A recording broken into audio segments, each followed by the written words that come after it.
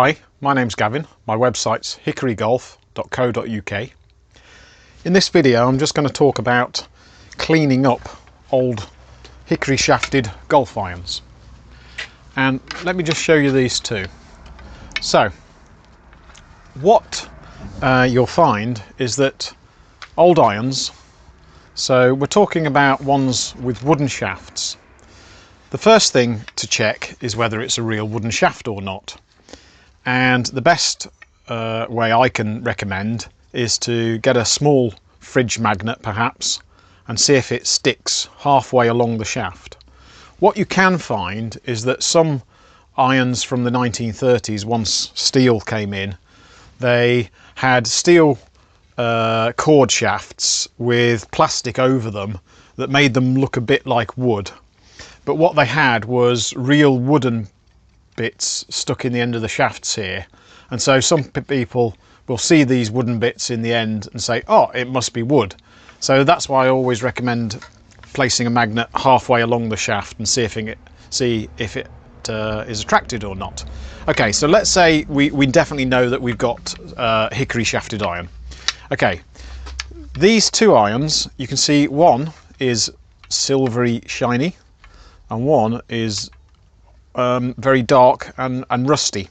Now what you'll often find is on these ones they have a word such as rustless, funnily enough, and that signifies that these are made from stainless steel and are slightly younger in age, perhaps late 1920s, very early 1930s. Hickory had died out as a shaft material round about 1934. And these ones are made from mild steel. Now mild steel, when it comes into contact with water, will rust, and that's exactly what we see on these two irons. Now sometimes on even rustless headed irons they will pick up surface rust, but what you'll tend to see is lots of spots of orangey rust which comes away relatively easy. Now this one has not been cleaned at all. That's in as found condition, and if this is subjected to some kind of polishing operation, be it by fine emery paper, which I'm going to use in a minute, or some mechanical polishing wheel or something like that, you can get almost a mirror finish on this type of stainless steel rustless iron head.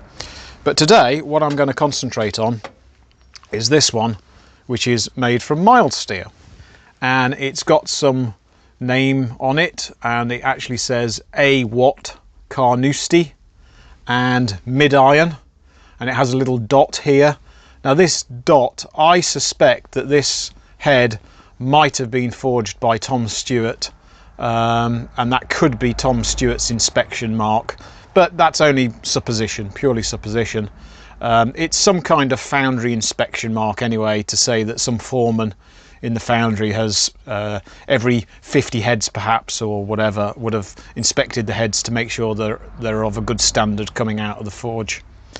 Okay, so what I'm going to suggest is the first thing to do when looking to renovate an iron is to actually determine whether the head is secure on the shaft, and if it's not, then we have to consider the possibilities of either taking the head completely off the shaft, and that means finding the Hosel pin.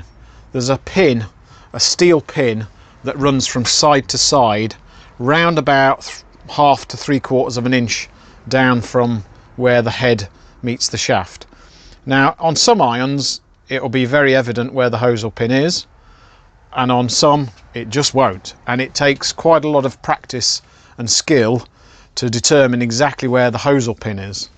What I tend to use is a little jeweler's loop sometimes. So this is a very small but high powered, I think they're about, what does it say? Oh, that says 10 times magnification. So some of them go 20 times, some even go 40 times. And sometimes what you'll need to do is look very, very carefully once you've cleaned the Hosel back a bit with some sandpaper, and look for a very, very small diameter hole of the pin. There is a technique which, if you still can't find it, you effectively pop the rivet by putting the head into the vise, and just so that the jaws are clamping the end of the very end of the shaft, and you must have the head facing upwards, and then slowly tightening the jaws so that it pops the rivet just fractionally enough, I mean tiny amount, just so that you can see where it is. And in another video I will show more about finding the rivet and taking that out and re-riveting a head. But in this video I'm more concerned with just a bit of technique on how to inspect an iron and to clean it. So this head is very secure on this shaft, so it's not going to need any work in that direction. Now, some people advocate that if you're looking to play with an old hickory iron, you must take off the head, put some more glue in there and re-rivet it. I don't actually subscribe to that school of thought. If a head has some movement, then you can opt to take the head off, or the cheap way is to get some what we would call super glue in the UK. I can't remember, what is it, cryolate or something? Cryolate, yes, ethyl cryolate, known by different brands I'm sure all over the world, traditionally called super glue here in the UK. And what you need to do is, if you've got a bit of movement, and you can do this as a very quick and easy fix, and I've had a lot of success with this over the years. I have had some irons that I've had for 20 years where I've then took a little bit of super glue and just dribble it just there on the join, well, put plenty in there, grab the head, really try and wiggle the head as much as possible, and then the capillary action will suck the glue down into the hosel. And it doesn't need to go that far at all for it to be effective, because once it sets, then you can eliminate actually all movement. And as I say, I've actually had a lot of success with this very easy technique over the years. But this head on this club is absolutely rock solid, and I'm not going to do anything with it at all. I'm just going to leave it. The shaft is amazingly good and stiff. It's got a lot of real good spring and stiffness left in it. I'm sure that shaft inside the hosel is absolutely in perfect condition, so why disturb it?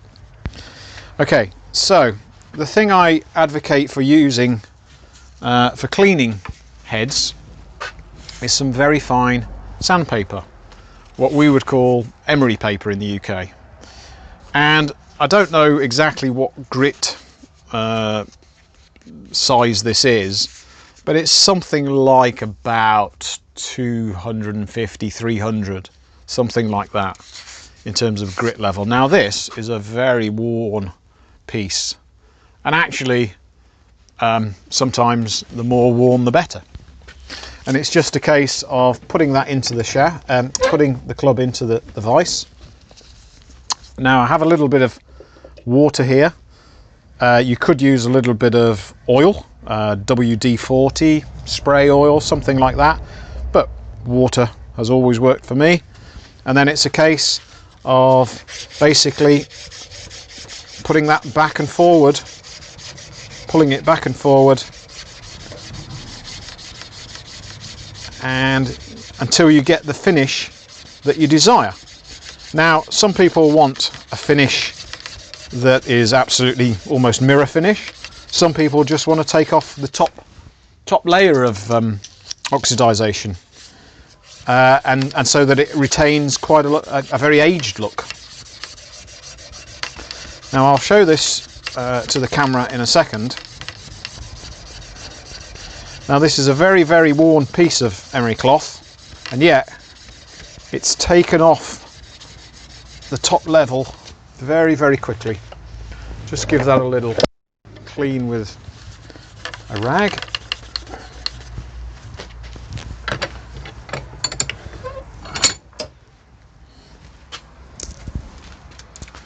So there we can see that's uncleaned and just what I've cleaned there. Now I would say that's the sort of right finish for me. I like it where it shows a bit of age, certainly on mild steel heads like this one. I think it's very nice to retain a bit of an aged look. I'll just do a bit more on this face here, perhaps half of it, so you can see the difference.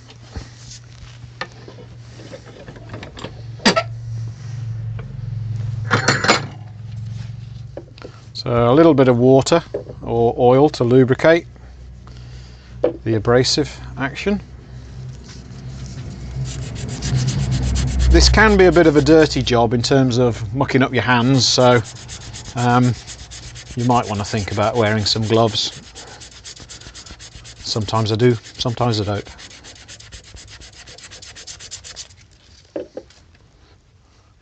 Now this is effectively replicating the method which caddies of old would have cleaned clubs after a player had played a round.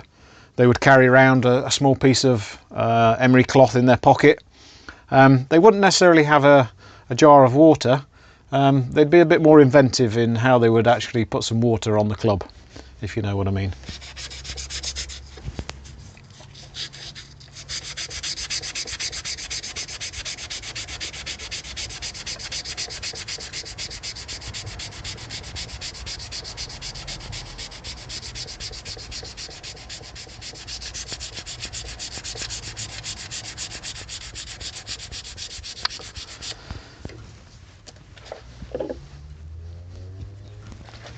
The other thing that can be considered is when you come to do the hitting face,